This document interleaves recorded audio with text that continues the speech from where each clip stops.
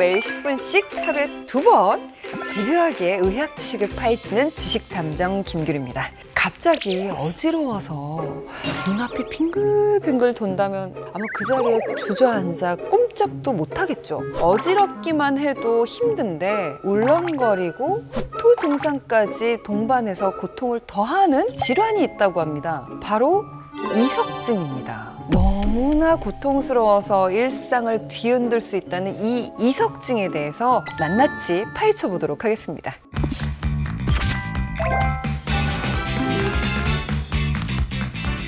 자, 우리의 건강을 책임질 히어로 이비인후과 전문의 이승훈 선생님 모셨습니다. 안녕하세요. 안녕하세요. 정확히 이 이석이 뭔지, 대체 뭔지 저도 잘 모르는 것 같아요. 귀 안에 있는 돌이라고 보시면 됩니다. 그래서 사람의 귀 안에 있는 작은 이제 칼슘 결정체라고 생각하시면 되는데, 진짜 돌같이 생겼어요. 근데 이게 귀 안에 들어가 있다고요? 달팽이관에서 돌이 빠졌다 이런 얘기 한번 들어보셨나요? 그 어르신들이 말했던 귀에서 돌이 빠진다는 얘기가 맞는 건가요? 정확히 말씀을 드리면 달팽이관에서 빠진 건 아니고 그 옆에 있는 전정기관에 위치한 돌이 빠진 건데, 이석증을 정확한 의학용어로 표현을 하면 양성 돌발성 체위현운이라고 부릅니다. 무슨 소리죠? 너무 어려워요. 네, 몸이 움직일 때마다, 움직임의 변화가 있을 때마다 갑작스럽게 회전성 어지러움이 생긴다 하여서 붙여진 이름이라고 이해하시면 되겠습니다. 사진에서 보았던 이석이라고 하는 칼슘 결정체가 구역낭과 난역낭이라고 하는 창구 안에 저장이 되어 있고, 여러 가지 원인으로 인해서 이석이 저장된 곳에서 이탈을 해서 세반고리관 안으로 흘러들어가면서 생긴 질환을 이석증이라고 합니다.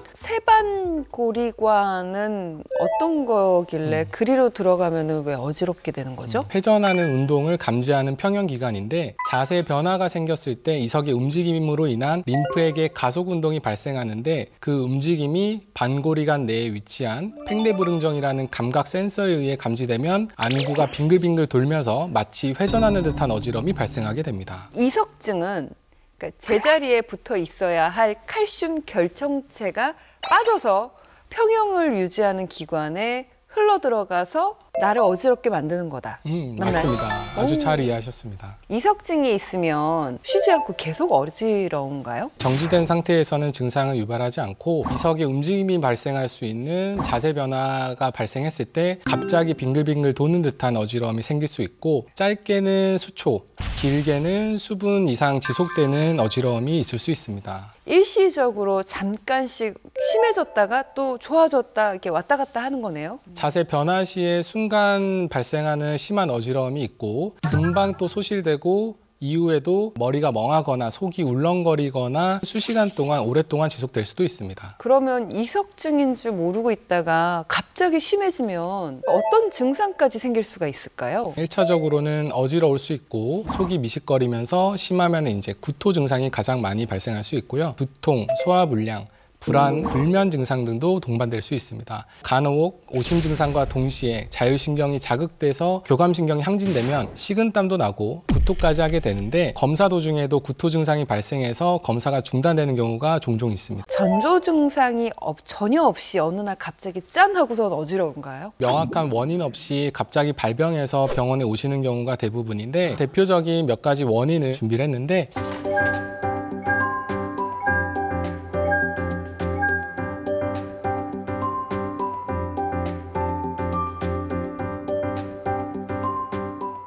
특이한 외상이 없는데도 자주 어지럽다고 해서 다 이석증은 아니죠? 모든 어지러움이 다 이석증은 아니고요. 몇 가지 대표적인 이제 체크할 수 있는 방법이 있는데, 고개를 숙이거나 젖히거나 뒤로 눕거나 일어섰을 때 회전성 어지러움이 발생했을 때는 이석증일 가능성이 높겠다라고 생각하시면 되고, 자는 도중에 처음 경험하는 심한 어지러움으로 응급실을 찾는 경우가 많고요. 속이 미식거려서 체한 줄만 알고 내과로 가는 경우들이 많은데, 증상이 있으면 우선 이석증을 의심하시면 안심해서 진료를 받아보시길 권하고, 어지러운 증상 외에도 귀에서 평소에 안 나던 소리가 나거나 잘 들리지 않거나 먹먹한 증상이 동반되면 이석증 외에 또 다른 원인을 생각해야 될 수 있어서 감별이 필요할 수 있고, 사물이 갑자기 두 개로 보이거나 한쪽 팔다리에 힘이 빠지거나 말이 어눌해지면 중추성 어지러움을 감별해야 될 수 있으므로 MRI와 같은 또 영상학적 진단도 필요할 수 있습니다. 정말 이게 이석증이 맞는지 확인하려면 네. 어떤 검사들이 있을까요? 여러 가지 자세를 취해 발생하는 안구의 움직임, 안진소견이 있는지 없는지 관찰하게 됩니다. 평소에는 저렇게 정면을 주시할 때 아무런 움직임이 보이지 않습니다.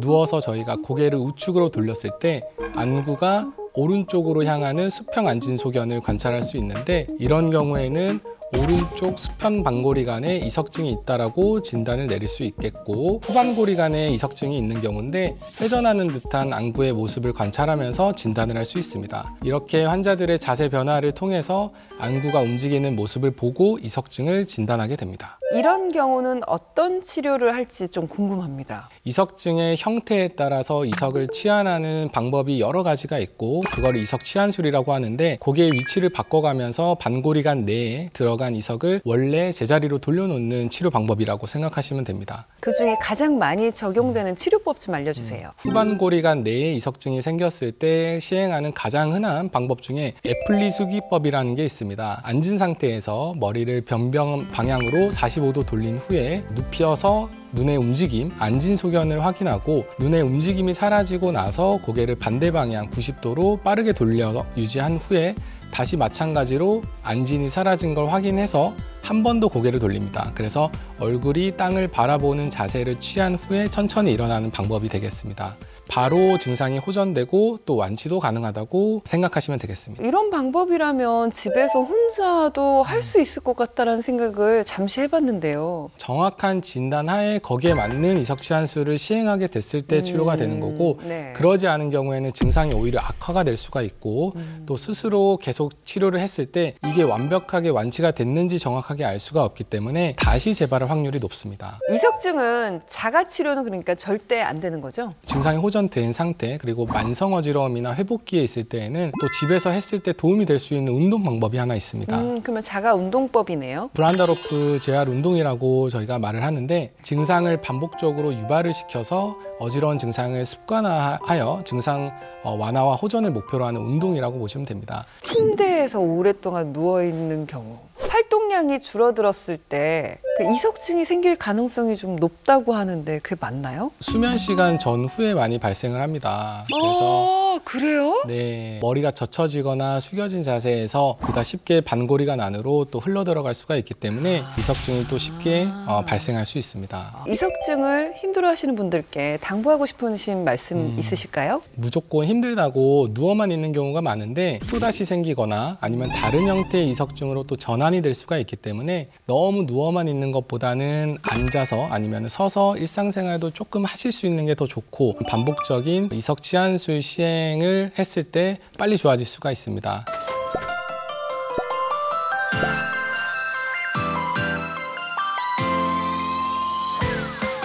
매일 10분 하루 2번 습관처럼 닥터 OBS와 다음 시간에 만나요.